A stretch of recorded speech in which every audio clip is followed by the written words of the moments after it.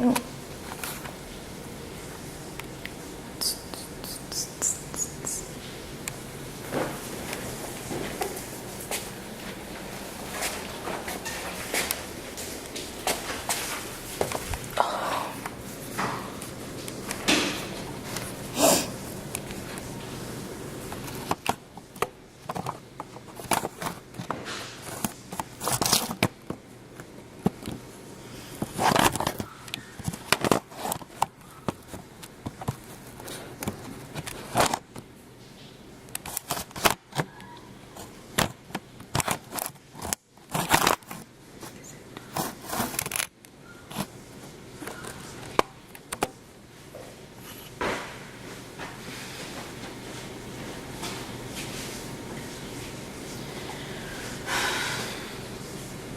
According to the Alzheimer's Foundation of America, it is estimated that as many as 5.1 million Americans may have this devastating disease.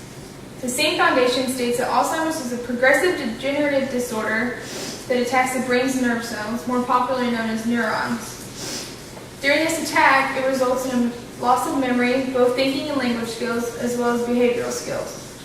As Alzheimer's begins its degenerative pathway occurs in 3 stages: mild, moderate, and severe. Because this definition only provides you with a small understanding of this disease, let's take a look at its first stage.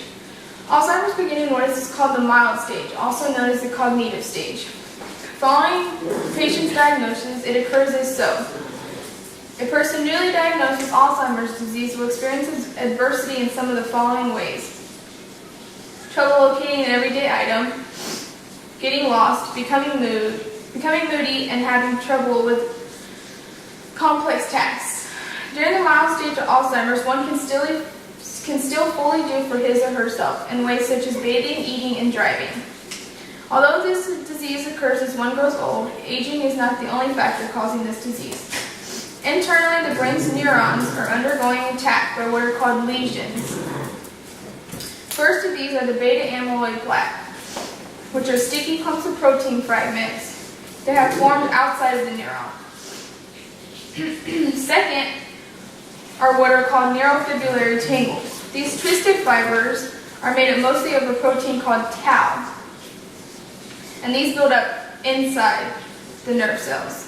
In the mild stage, these are both present in the brain. These attack the brain regions using memory, thinking, and planning. In the Book of Anatomy and Physiology, the textbook states that Alzheimer's disease ultimately results from dementia. Dementia is mental deterioration.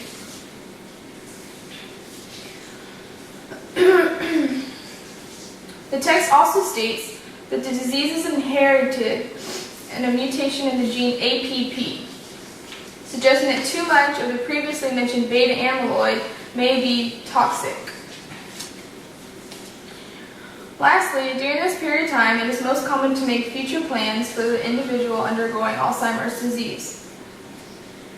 Because it is unknown of how quickly the disease will progress, a specific caretaker is also chosen during this time. Progression varies differently within each individual, and the progression can be anywhere from 2 to 20 years. Following the mild stage, next a person will experience what is called the moderate stage, stage 2. The progression of this disease obviously worsens. Individuals undergoing this stage of disease will experience a decline in memory, becoming confused, and newly having trouble actually speaking, as well as understanding those who are speaking to them. They also lose sight of their surroundings. In the moderate stage, an individual may also begin to experience the inability to recognize their family members, and lastly, the ability of learning or receiving any kind of new information abruptly ends. Internally, in stage 2, each of the plaques and tangles are increasing in number and attacking more and more of the individual's brain.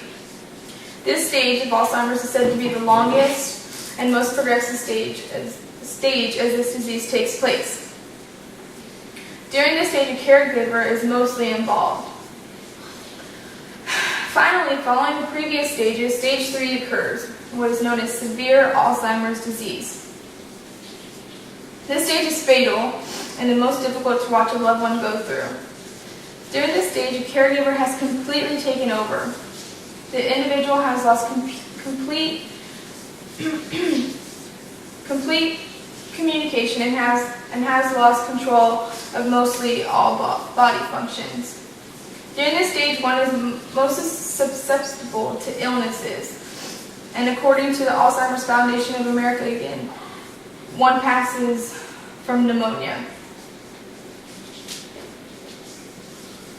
In this most advanced stage of Alzheimer's, this disease has severely damaged most of the brain's cortex.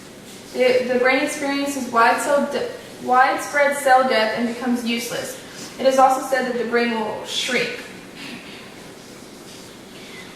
As this disease ends its degenerative pathway, death will occur. Now that we have briefly visited each of the 3 states, I hope to have educated you on what occurs internally, externally, and physically of this degenerative disease. As tragic and as heartbreaking as this disease is, it is among the top 10 leading causes of death in the United States.